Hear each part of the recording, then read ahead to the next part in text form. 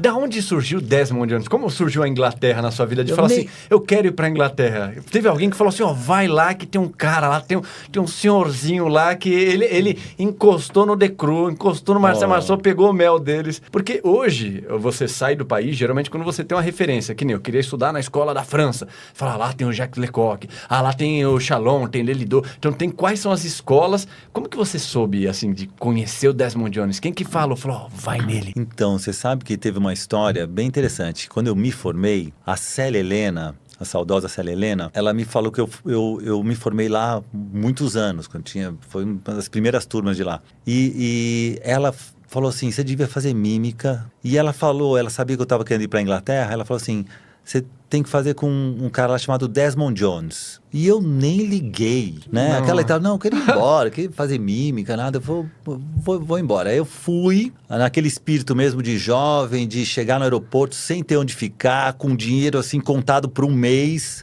E aí eu vi que não ia dar para um mês, porque as coisas lá eram muito caras. E aí eu comecei a trabalhar, e aí entrei naquela vida mesmo de brasileiro, chegando num país, imigrante e tal. E aí eu comecei a fazer muitos trabalhos como barman, né?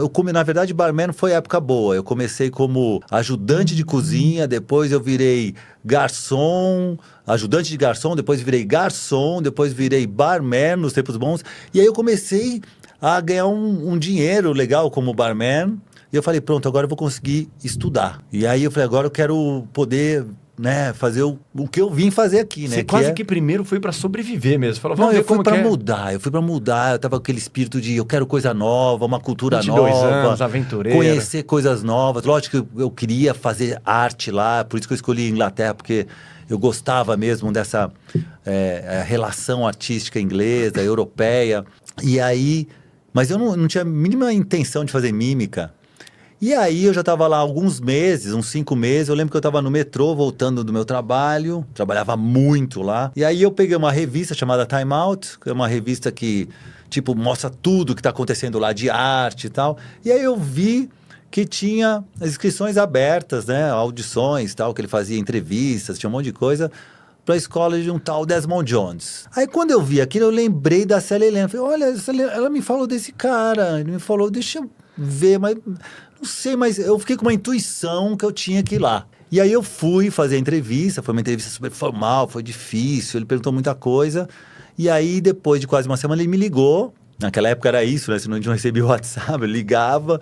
E ele falou que eu tinha passado e que eu poderia fazer minha inscrição, minha matrícula. E aí eu fiquei super contente, porque era uma escola muito concorrida. E aí quando eu fui, e aí eu comecei a fazer, na primeira semana, eu falei, cara, é isso que eu quero pra minha vida. Pra minha Na primeira semana, primeira semana. Você já falou... Primeira semana, é isso. Eu vou levar esse cara pro Brasil daqui a 30 anos. Foi quase isso. É isso. Porque sabe o que eu vi lá, Richard? Eu vi uma coisa, assim, muito diferente do que eu aprendi no Brasil na época. O meu trabalho como ator a minha perspectiva no Brasil era de você correr atrás de teste, de você fazer comercial, de se você se desse bem, você ia fazer uma novela. E, cara, eu não queria isso. Então eu comecei a ficar meio desanimado, porque eu falei, não é isso que eu quero, tal. E era uma posição mesmo de espera. Era uma posição muito passiva, de você esperar que um diretor, que um produtor te chamasse. E com o Desmond Jones,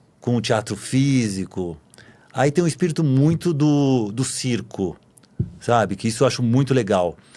Que não é você esperar, você tem trabalho, você se colocar na posição de criador, de um artista criador. E ele me ensinou isso, ele falou assim, não, você tem trabalho, você treina, você cria repertório, você cria quadros, números, esquetes, você cria o seu show, você cria seu espetáculo, e aí você não vai pedir trabalho, você não vai precisar que um produtor te chame, você oferece o seu trabalho.